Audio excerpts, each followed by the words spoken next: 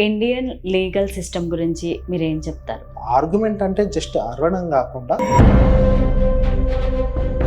Students కి career కి ఏ విధంగా ఉపయోగపడుతుంది అంటారు RVK law associates? The way you speak it matters a lot.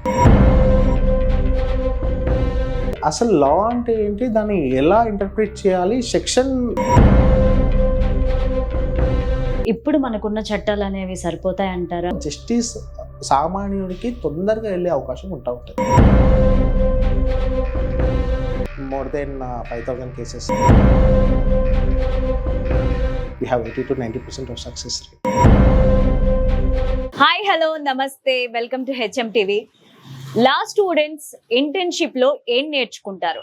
వాళ్ళకి ప్రాక్టికల్ గా నాలెడ్జ్ పెరగాలంటే ఎటువంటి ప్రోగ్రామ్స్ చేస్తూ ఉంటారు? ఆర్వీకే లా అసోసియేట్స్ వారు స్టూడెంట్స్ కి ఎలాంటి ప్రోగ్రామ్స్ ఇస్తూ ఉంటారు, అలాగే ప్రాక్టికల్ గా ఎలా ప్రాక్టీస్ చేపిస్తూ ఉంటారో ఒక్కసారి వెళ్ళి తెలుసుకుందాం పదండి.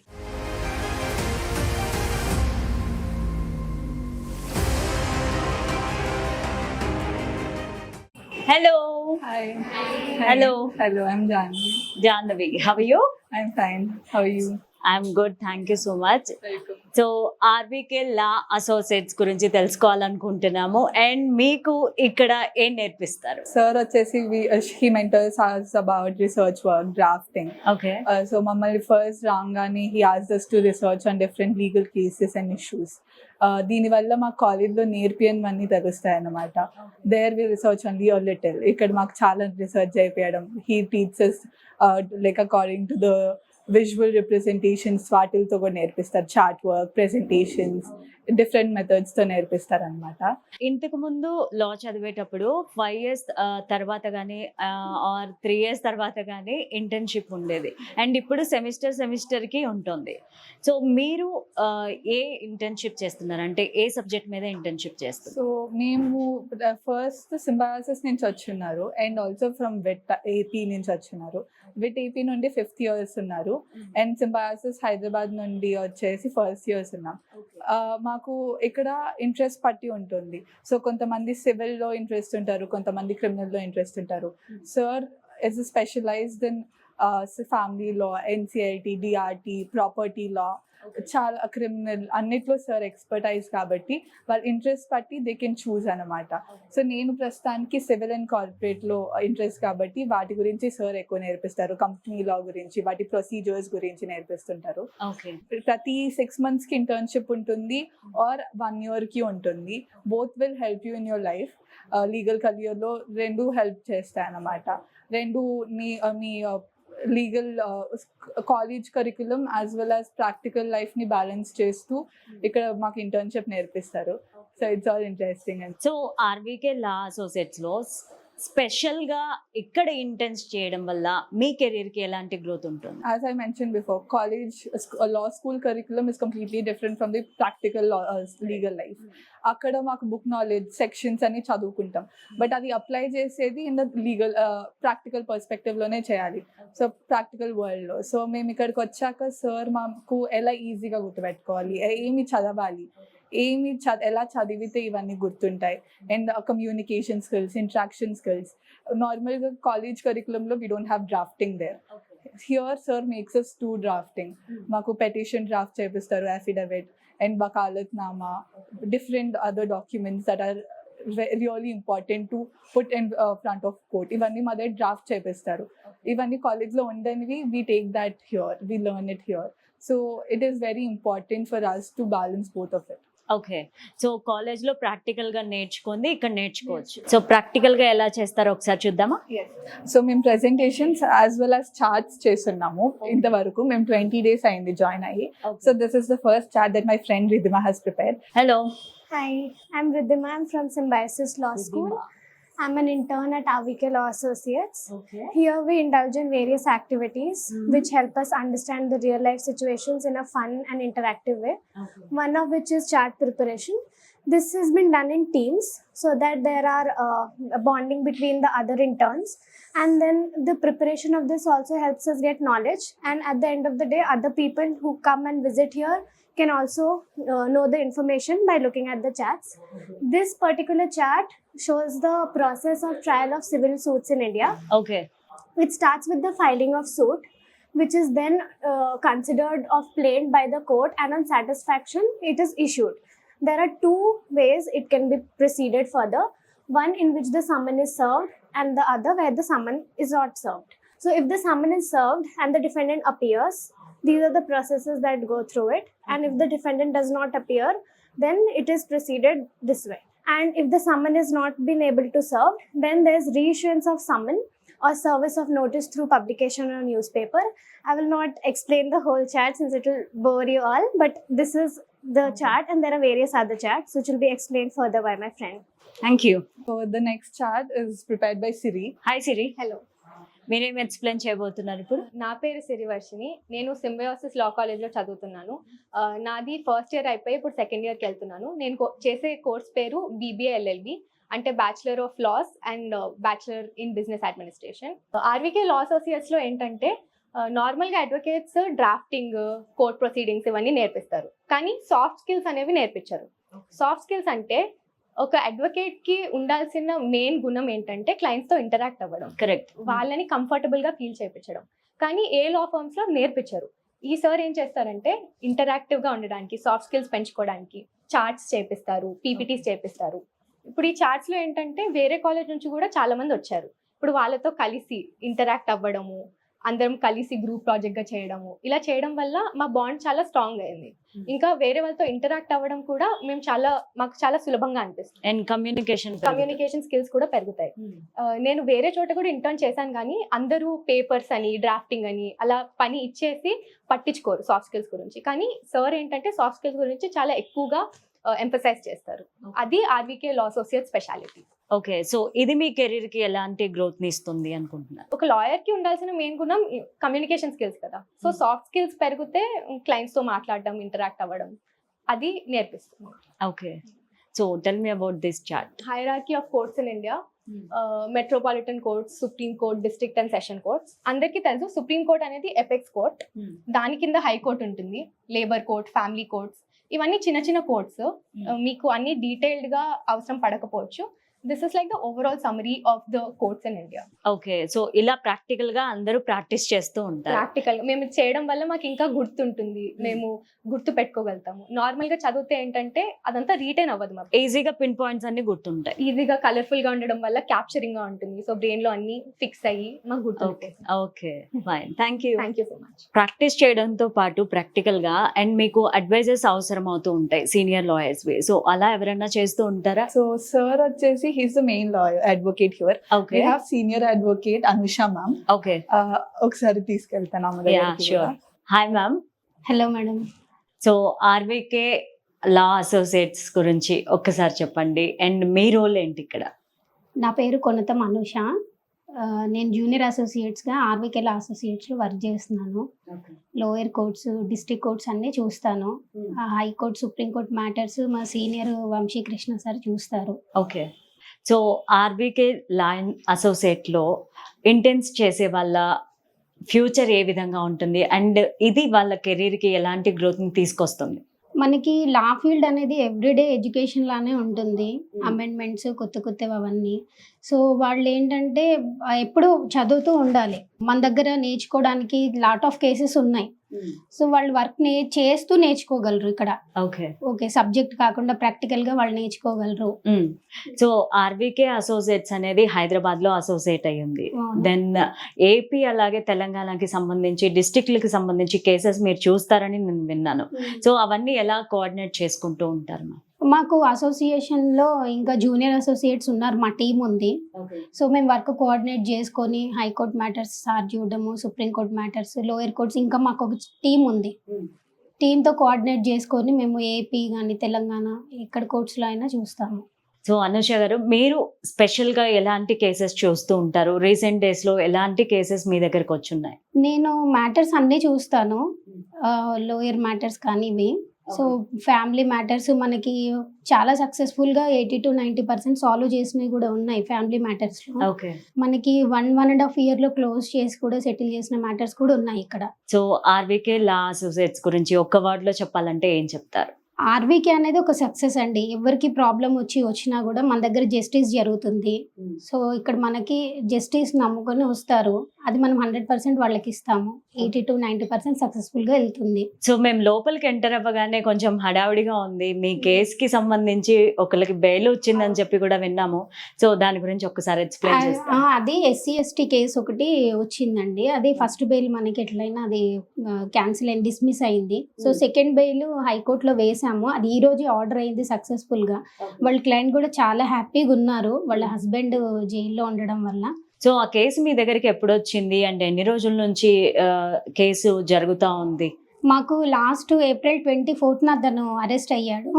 మాకు 25th వచ్చారు వాళ్ళు మన అండ్ దగ్గరికి. మీరు చెప్పినట్టుగా చూసుకుంటే ST/SC అట్రాసిటీ కేసుకి సంబంధించి బెయిల్ ఇవ్వడం అనేది చాలా రేర్ అవును. అండ్ చాలా లేట్ అవుతుంది కూడా. అండ్ మీరు వాదించారు అండ్ బెయిల్ వచ్చిందని చెప్తున్నారు. సో దీన్ని చూస్తే తెలిసిపోతుంది ఆర్బీకే లా అసోసియేట్ ఎంత సక్సెస్ఫుల్ అనేది. సో ఏ విధంగా అనిపిస్తుంది? చాలా హ్యాపీగా ఉందండి, క్లయింట్ కూడా బాగా హ్యాపీగా ఉన్నారు. కాకపోతే కొంచెం ఇది అప్పుడు ఇన్ఛార్జ్ కోర్టులో వేశారు, కోర్టు హాలిడేస్ వల్ల కొద్ది డిలే అయింది. లేకపోతే ఈ సక్సెస్ మనం ఒక 10 days ముందే సెలబ్రేట్ చేసుకునే వాళ్ళము. కొంచెం డిలే అయింది అంతే. కానీ సెకండ్ బెయిల్ గ్రాంట్ చేయడం అనేది మాకు చాలా హ్యాపీగా ఉంది. Okay, fine. Thank you so much Anusha గారు. Thank you. So Jahnavi, next ఎక్కడికి వెళ్తున్నాం? So ఇక్కడ we'll go to conference room. Okay So apart from representing clients in the court, okay sir also mediates the clients. అంటే mediation చేస్తారు, negotiation, settlements, అవన్నీ వాటికి separate ఒక day ఉంది. ఫ్రైడే అలాట్ చేశారు అనమాట sir for settlement of the cases అని. So this is that conference room where things get settled and negotiations and mediation happens. Okay so this is the conference room. Okay since ఇప్పుడు cases holiday, courts కి holiday కాబట్టి now it is used by interns anamata, but on Fridays negotiations and settlements still happen here. So this is our team. Hello, hi. Vamshi గారు నమస్తే. నమస్తే అండి. బాగున్నారా? I'm fine అండి. RBK law associates గురించి చెప్తారా? ఆర్వీకే లా అసోసియేట్స్లో సుప్రీంకోర్టు దగ్గర నుంచి హైకోర్టు దగ్గర నుంచి అన్ని civil, criminal, corporate litigation matters మనం హ్యాండిల్ చేస్తాము. ఓకే. మోర్ దెన్ 5,000 కేసెస్ మనం ఇప్పటికీ డిఫైన్ చేస్తాము. Various courts all over Telangana, Andhra Pradesh, high court, supreme court, Delhi high court, అన్ని కోర్ట్స్లో చాలా మట్టుకు we have 80 to 90% of success rate. So RBK law అసోసియేట్లో ఎందుకని స్టూడెంట్స్ అంత ఇంట్రెస్ట్ చూపిస్తారు ఇంటర్న్షిప్ చేయడానికి? మన దాంట్లో ఏంటంటే వాళ్ళకి ఓవరాల్ పర్సనాలిటీ డెవలప్మెంట్ ప్రోగ్రామ్ అనేది ఉంటుంది. చాలా మంది స్టూడెంట్స్కి ఏంటంటే వాళ్ళకి సబ్జెక్ట్ తెలిసిన ప్రజెంటేషన్ స్కిల్స్ అనేది మిస్ అవుతూ ఉంటారు. అలా మిస్ అవ్వకుండా వాళ్ళు వచ్చినప్పటి నుంచి వాళ్ళు ఇన్నర్ స్కిల్స్, సాఫ్ట్ స్కిల్స్ లేదా కమ్యూనికేషన్ స్కిల్స్ పైన మనం మేజర్ ఫోకస్ చేస్తూ ఉంటాం. ఓకే. ఇప్పుడు సబ్జెక్ట్ తెలియడమే కాదు, దాని ప్రజెంటేషన్ కూడా ఈక్వల్లీ ఇంపార్టెంట్. మనం కేసు చదువుకొని జడ్జి దగ్గర వెళ్ళినప్పుడు we should know how to present it well. So అవతల సైడ్ నుంచి ఎలాంటి ఆపోజిట్ సైడ్ నుంచి ఎలాంటి మనకి క్వశ్చన్స్ వస్తాయి లేదా క్రాస్ క్వశ్చన్స్ వస్తాయి అనేది మనకు తెలియదు. కాబట్టి ఓవరాల్గా ప్రిపేర్ అవ్వడం వెళ్ళడం మనం బెటర్. సో అది డౌన్ లెవెల్ నుంచి ఎప్పుడైతే స్టార్ట్ అవుతుందో ఆ పర్టికులర్ స్టూడెంట్ అనేది ఓవరాల్గా డెవలప్ అయ్యే ఛాన్సెస్ ఉంటుంది. ఓకే. అంతేకాకుండా మన దగ్గర ఫస్ట్ ఇయర్ నుంచి 5th year వరకు రకరకాల స్టూడెంట్స్ రకరకాల టైమ్ జోన్స్లో జాయిన్ అవుతూ ఉంటారు. ఒక్కొక్క స్టూడెంట్ ఒక్కొక్క మైండ్ సెట్తో ఉంటారు. అవును. సో అట్లాంటప్పుడు వాళ్ళకి తగ్గట్లు అసైన్మెంట్ ఇవ్వడం, వాళ్ళు ఏదైతే కంఫర్టబుల్గా ఉంటారో ఆ జోనర్లో వాళ్ళని ఎక్కువ ఎంకరేజ్ చేయడం ఉండడంతో ఇప్పుడు వచ్చేసి మనకి 2 colleges ఉంటాయి. ఇప్పుడు వీట్ యూనివర్సిటీ నుంచి వచ్చిన వాళ్ళు ఉన్నారు, దాని తర్వాత సింబయోసిస్ లా కాలేజ్ నుంచి వచ్చిన వాళ్ళు ఉన్నారు. ఓకే. సో ఈ మొత్తం టీం కలుపుకొని 12-13 మంది ఇప్పుడు మన దగ్గర జాయిన్ అయినారు. ఓకే. అందరు కూడా డిఫరెంట్ సబ్జెక్ట్స్ లో డిఫరెంట్ ఏరియాస్ లో ఎక్స్పర్టైజ్ ఉన్నారు. వీళ్ళందరూ కలిసి ఎప్పుడైతే నాలెడ్జ్ షేరింగ్ చేసుకుంటా ఉంటారో then it will give good outcome. Okay. ఇట్లాంటి ప్లాట్ఫామ్ బయట దొరకడం కొంచెం కష్టం ఇంతమంది టీంతో. సో అందుకే మనకి దగ్గర ఆర్బీకే లా అసోసియేట్స్ కి డిమాండ్ ఎక్కువ. ఓకే. అండ్ ఇంటర్న్షిప్ పీరియడ్లో ఈ డ్యూరేషన్లో మీరు ఏమేమి నేర్పిస్తూ ఉంటారు స్టూడెంట్స్కి? జనరల్గా ఒక స్టూడెంట్కి మెయిన్ వచ్చే as a lawyer communication skills అనేది చాలా important. The way you speak it matters a lot. So ఒక జడ్జి దగ్గర కూడా మనం వెళ్ళినప్పుడు మన ప్రజెంటేషన్ అనేది చాలా నీట్గా ఉన్నప్పుడు మనకు అవుట్కమ్ కూడా అంతే బాగా వస్తుంది. ఆర్గ్యుమెంట్ అంటే జస్ట్ అరవడం కాకుండా ఒక లాజికల్ క్వశ్చన్, ఒక స్ట్రాటజికల్ వేలో వెళ్ళవలసిన అవసరం ఉంది. సో ఒక చిన్న ప్రజెంటేషన్స్ దగ్గర నుంచి చార్ట్ ప్రిపరేషన్స్ వరకు ఓవరాల్ సబ్జెక్ట్ ఇన్వైస్ అనేది ఊరికే చదివి బట్టి పట్టడం కాకుండా వాళ్ళకి ఇన్డెప్త్ ఇంటర్ప్రిటేషన్ స్కిల్స్ అనేది ఇక్కడ డెవలప్ చేయడం జరుగుతుంది. అట్లాంటప్పుడు ఏంటంటే మొత్తం నాలెడ్జ్ మనకి ఫింగర్ టిప్స్ మీద ఉన్నప్పుడు మనకి ఆర్గ్యూ చేసే స్కిల్స్ ఎక్కువ ఉంటాయి. నాలెడ్జ్ ఉన్నప్పుడు డెఫినెట్గా అవతల వాడు మనకి దానికి తగ్గట్లు మనం ఈక్వల్ సమాధానం చెప్తా ఉంటాం కాబట్టి విన్ అయ్యే ఛాన్సెస్ ఎక్కువ ఉంటాయి. ఓకే. సో ఈ ఇంటర్న్షిప్ పీరియడ్ లో కోర్టు ప్రొసీడింగ్స్ గురించి స్టూడెంట్స్ కి చెప్పడం జరుగుతుంది. Depending on case to case basis. Okay. మనకి ప్రతిసారి కోర్టు ప్రొసీడింగ్స్ ఉండవు. ఫర్ ఎగ్జాంపుల్ సమ్మర్ లో తీసుకుంటే మనకి వెకేషన్ ఎక్కువ ఉంటుంది. మనకి జనరల్గా సమ్మర్ కాకుండా ఎవరైతే డిఫరెంట్ పీరియడ్లో వస్తూ ఉంటారో వాళ్ళకి కోర్ట్ ప్రొసీడింగ్స్ కూడా నేర్పించడం జరుగుతూ ఉంటుంది. వాళ్ళకి ఆర్గ్యూ చేసే అవకాశం ఉండదు, కానీ దే కెన్ కంపెనీస్ వాళ్ళ రీసెర్చ్ వర్క్ చేయొచ్చు, వాళ్ళు డిఫరెంట్ ప్లాట్ఫామ్స్ మీద వర్క్ చేయొచ్చు, జడ్జిమెంట్స్ తీసుకోవచ్చు. సో ఇట్లాంటివన్నీ తీసుకున్నప్పుడు వాళ్ళకి ఎలా ఒక కేసులో డిఫరెంట్గా ఇంటర్ప్రిటేషన్ చేసి దానికి సూటబుల్ జడ్జిమెంట్స్ ఎలా తీయాలో మనం చెప్తా ఉంటాం. Okay. So RVK law associates లో ఇంటర్న్షిప్ కంప్లీట్ చేసిన తర్వాత ఒక సీనియర్ లాయర్ దగ్గర అసిస్టెంట్ గా జాయిన్ అయ్యేలాగా ఛాన్స్ ఏమన్నా వస్తుందంటారా? అంటే ఛాన్సెస్ ఉన్నాయా? సీనియర్ లాయర్ దగ్గర మనం కూడా ప్లేస్మెంట్స్ కి మనం వెళ్తూ ఉంటాము జనరల్ గా హైర్ చేసుకోవడానికి. సో వాళ్ళ క్యాలిబర్ ని బట్టి వాళ్ళ మాకు తగ్గట్లు అన్ని రకాలుగా సాటిస్ఫై చేయగలిగితే తప్పకుండా మేము హైర్ చేసుకుంటాం. whoever joins as an internship, they will definitely get an opportunity to work as a junior associate depending on their caliber. Okay. And students కి కెరీర్ కి ఏ విధంగా ఉపయోగపడుతుంది అంటారు RVK law associates? ఆర్వీకే law associates ఒక subject పరంగా కాకుండా వాళ్ళకి అసలు లా అంటే ఏంటి, దాన్ని ఎలా ఇంటర్ప్రిట్ చేయాలి, సెక్షన్ నేర్చుకోవడమే కాకుండా దాన్ని పలు రకాలుగా ఎలా వాడాలి అనే దాని మీద మేము ఫోకస్ ఎక్కువ చేస్తూ ఉంటాం. సో పలు రకాలుగా వాడాలన్నప్పుడు ఫోకస్ ఎప్పుడైతే మనం ఎక్కువ చేస్తూ ఉంటామో అన్ని యాంగిల్స్లో అది వాడే ఉపయోగం వాళ్ళకి తెలుస్తూ ఉంటుంది, ఒక రకంగా కాకుండా. సో దాన్నే మనం ఇంటర్ప్రిటేషన్ స్కిల్స్ అంటాం. సో ఆ ఇంటర్ప్రిటేషన్ స్కిల్స్ ఎప్పుడైతే స్టూడెంట్ నేర్చుకుంటాడో ఎక్కడ పోయినా కానీ ఏ కోర్టు పోయినా కానీ ఆయనకి ఆ టైప్ ఆఫ్ కేస్ హ్యాండిల్ చేసే కెపాసిటీ వస్తుంది. ఓకే.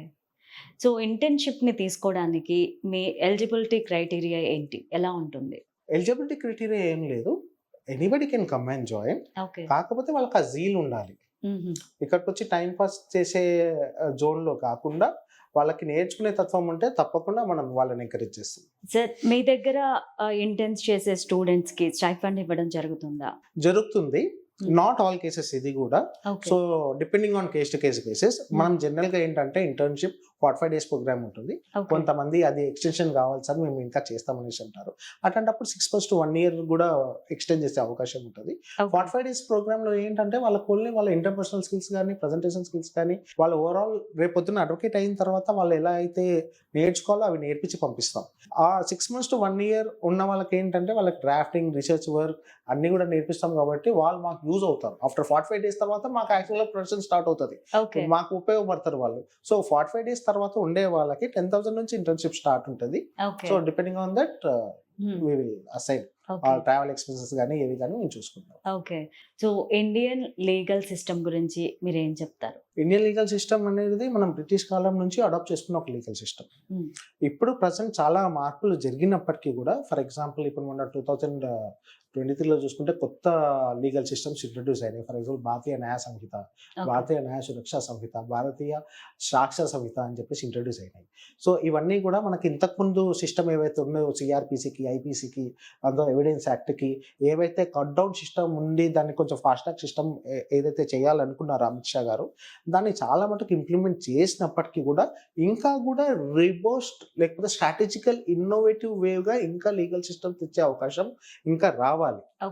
ఓకే. సో ఇప్పుడున్న సిస్టమ్ ఏంటంటే ఇంకా కూడా దానిలో లూప్ హోల్స్ ఉన్నాయి అనిపిస్తుంది నాకు పర్సనల్గా.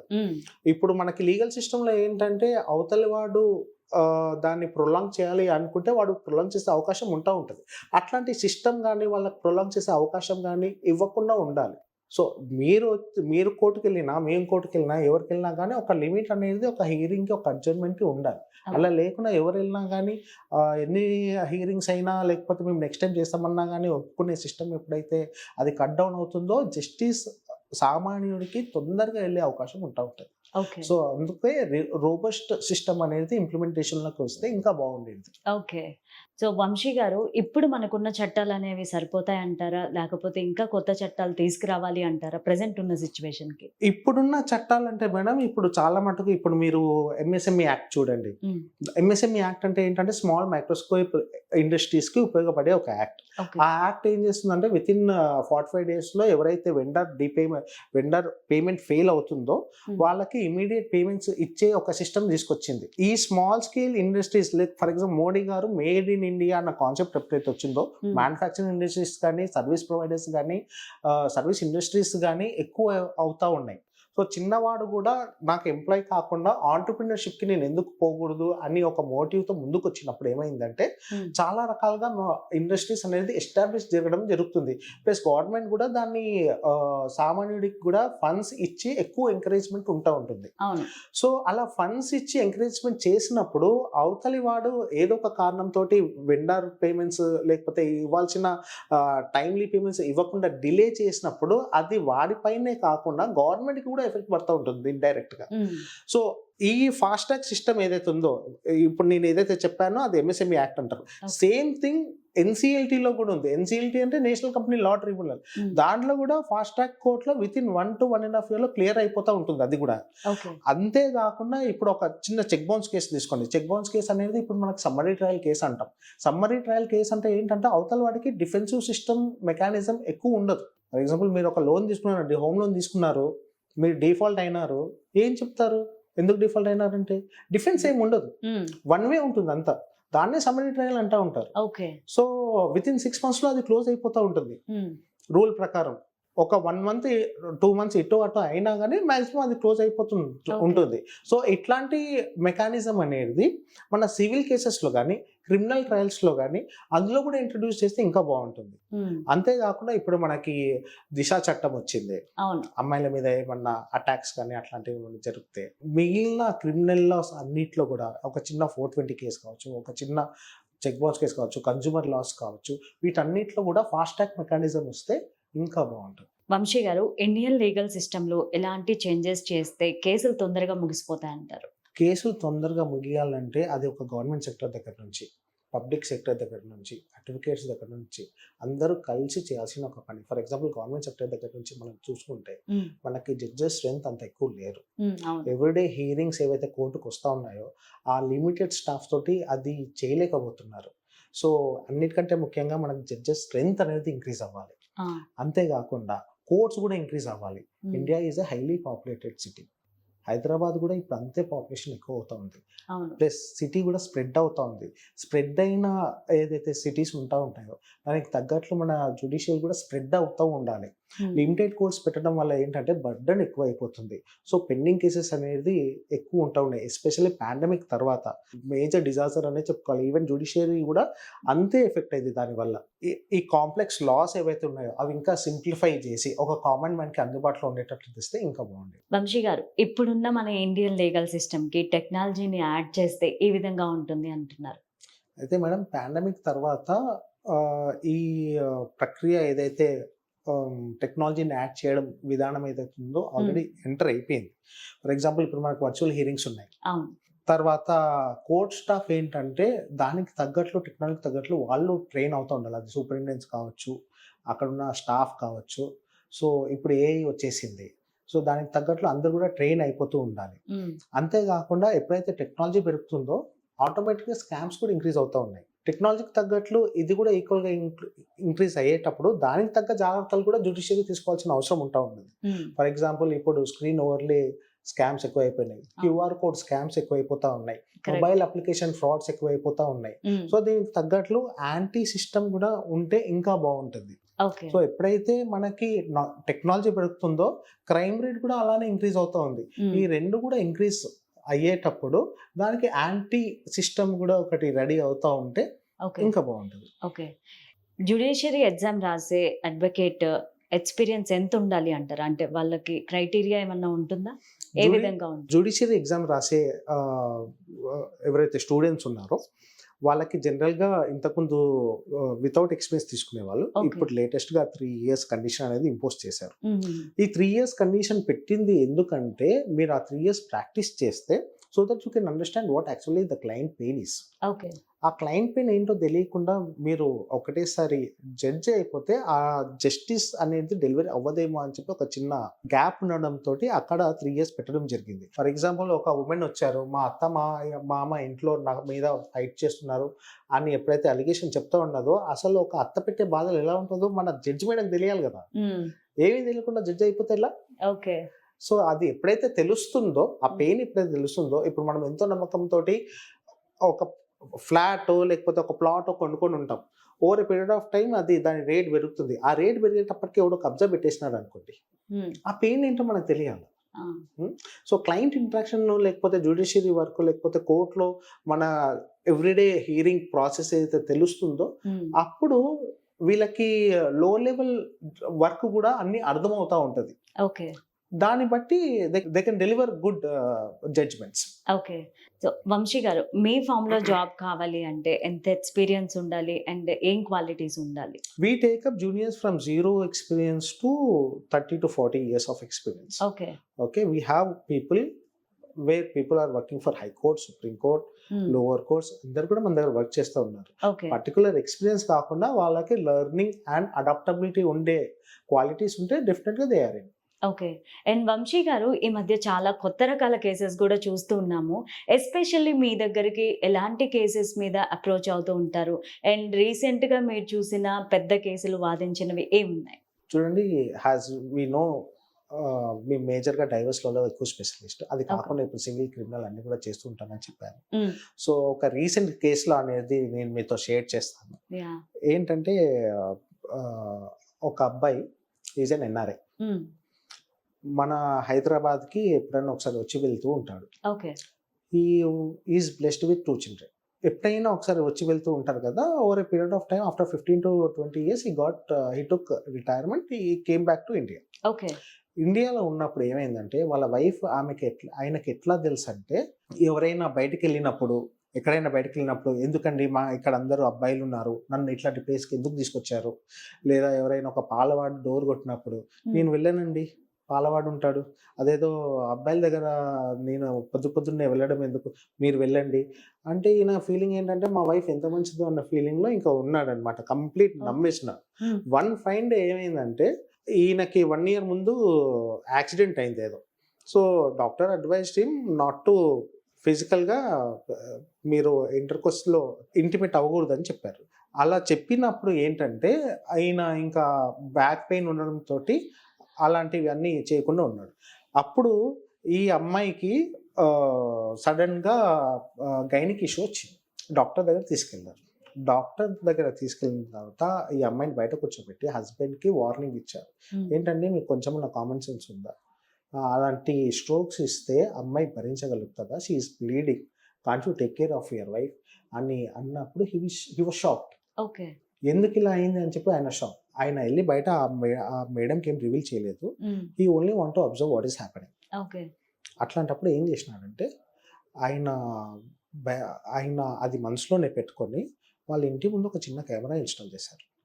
ఆమె ఎప్పుడు బయటకు వెళ్తుందో ఎప్పుడు వస్తుంది అని చెప్పి, ఆమె ఎప్పుడు బయటకు వెళ్తుందో అబ్జర్వ్ చేశాడు, ఎప్పుడు వస్తుందో అబ్జర్వ్ చేశాడు. At the same point of time ఆయన మొబైల్ కూడా బాగా చూస్తూ ఉన్నాడు, ఏమేమి కాల్స్ వస్తున్నాయి ఏంటి, అప్పటి నుంచి అబ్జర్వ్ చేయడం స్టార్ట్ చేసినాడు. ఆమె మొబైల్ చూసుకుంటే కొన్ని వేలల్లో బ్లాక్ లిస్ట్లో ఉంది. ఓకే. ఆ బ్లాక్ లిస్ట్ అంతా ఏంటంటే she got registered in some ఏమంటారు అడల్ట్ సైట్స్. ఓకే. దాంట్లో నుంచి ఆమెకు ఫోన్ నెంబర్స్ కాల్స్ వస్తూ ఉంటాయి. వచ్చినప్పుడు she will take some money and she will go. Okay. So అలాంటి బిజినెస్ అనేది స్టార్ట్ చేసింది. ఆఖరికి ఈయన వాళ్ళ ఫ్రెండ్స్ని ఎవరైతే హెల్ప్ అడిగినారో, అంటే నేను రెడ్ హ్యాండెడ్గా పట్టుకోవాలి, నాకు కొంచెం హెల్ప్ చేయండి అని చెప్పి ఫ్రెండ్స్ని ఎవరైతే హెల్ప్ అడిగినారో, ఆ ఫ్రెండ్స్ కూడా ఈయనకి చెప్పకుండా వాళ్ళ మిస్సెస్కి చెప్పేసినారు. ఏమని చెప్పి, మీ హస్బెండ్కి అన్నీ తెలిసిపోయినాయి అనుకుంటా, he's asking us for help అని చెప్పినప్పుడు ఆమె వాళ్ళిద్దరు పిల్లలతో వెళ్ళిపోయింది. ఓకే.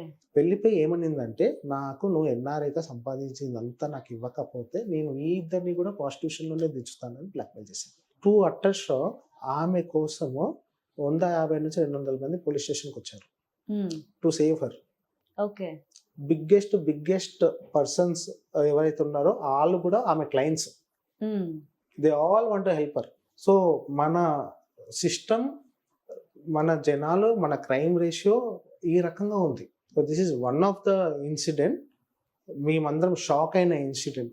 ఒక మంచి హౌస్ వైఫ్ ఎవరైతే ఉన్నారో ఇంత షాకింగ్ కి వెళ్ళడం అనేది, ఈ పిక్చర్ అంతా విని మేము షాక్ అయిపోయాం. సో ఇలాంటివన్నీ హ్యాండిల్ చేయడం కొంచెం టఫ్ గా ఉంటుంది. చాలా టఫ్. సో లాయర్స్ పైన కూడా ఏంటంటే చాలా మటుకు ఇన్ఫ్లుయెన్స్ ఉంటా ఉంటుంది, పొలిటికల్ ఇన్ఫ్లుయెన్స్ కావచ్చు, వేరే వేరే ఇతర ఇన్ఫ్లుయెన్స్లు కావచ్చు. ఇట్లాంటివన్నీ ఇన్ఫ్లుయెన్స్ లాయర్స్ మీద కూడా తగ్గిస్తే బాగుంటుంది. ఓకే. అండ్ మీరు ఇన్ఫ్లుయెన్స్ అంటే నాకు ఒకటి గుర్తొచ్చింది. అండ్ లాయర్స్ కి బెదిరింపు కాల్స్ అలాగే ఇలాగా ఏమైనా వస్తూ ఉంటాయి? చాలా వస్తాయి. ఎలా హ్యాండిల్ చేస్తారు? చాలా వస్తాయి. సో టైం టు టైం ఇంకా మనము దానికి తగ్గట్లు పోలీస్ హెల్ప్ తీసుకోవడం. ఓకే. మన దగ్గర ఉంటుంది ఓన్లీ పెన్ పేపర్ మాత్రమే ఉంటుంది, ఆఫీస్లో మేమే ఉంటాం, ఇంకెవరు ఉండరు.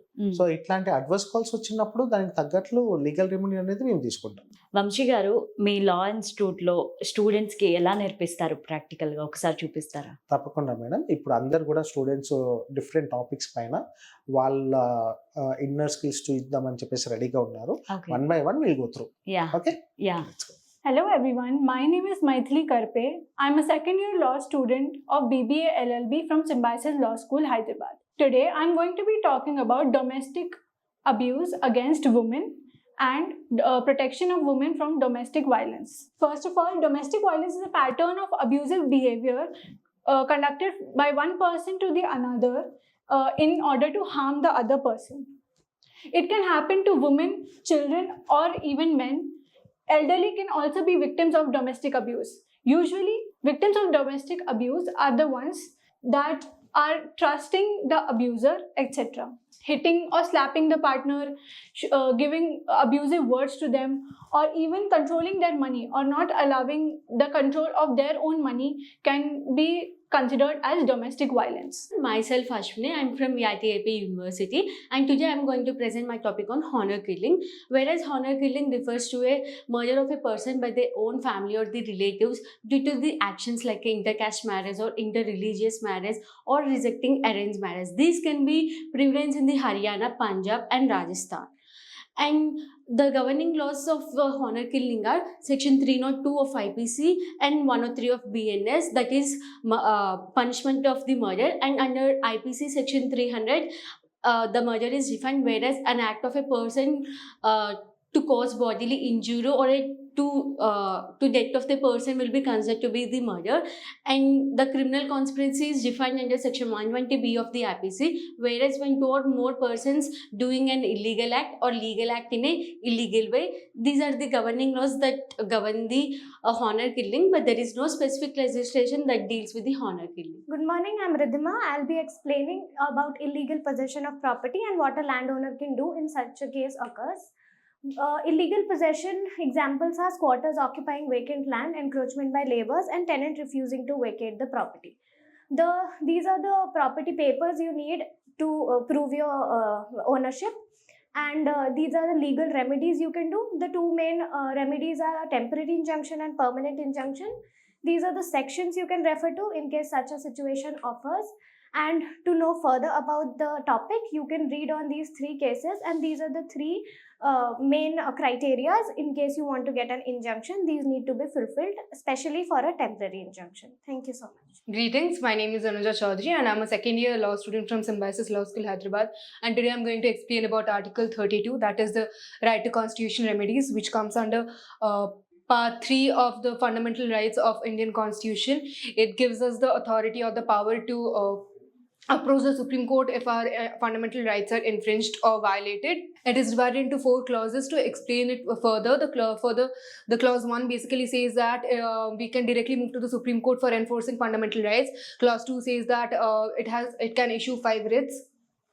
Clause 3, which says that the High Court can also issue such writs, and Clause 4 says that it can be suspended during national emergency. There are 5 types of writs, which the first one is the habeas corpus, next is the mandamus, third is the prohibition, fourth certiorari, and the last one is quo warranto. There is also a difference between Article 32 and Article 226. Article 226, which allows us to go to the High Courts, and Article 32 lets us go to the Supreme Court. There are a few limitations of Article 32 as well, which are listed here. Like I said before, that during national emergency, it can be suspended. And to further know about this article, we can also refer to these cases. That is, the first one is Ranjit Singh case, and the last one is Suhas Chakma versus Union of India case. Thank you. This is Swarup Chaudhary from VITIP University. Today my topic is corporate insolvency resolution process. Corporate insolvency resolution process is governed under IBC Insolvency Bankruptcy Code 2016 and monitored by NCLT. In India, we have 16 NCLTs across the country. Let's see why it is initiated. CIRP is initiated to keep the company going instead of sending into liquidation. CIRP can be initiated by financial creditor, operational creditor, and the corporate debtor under section 7, 8, 9, and 10 of IBC.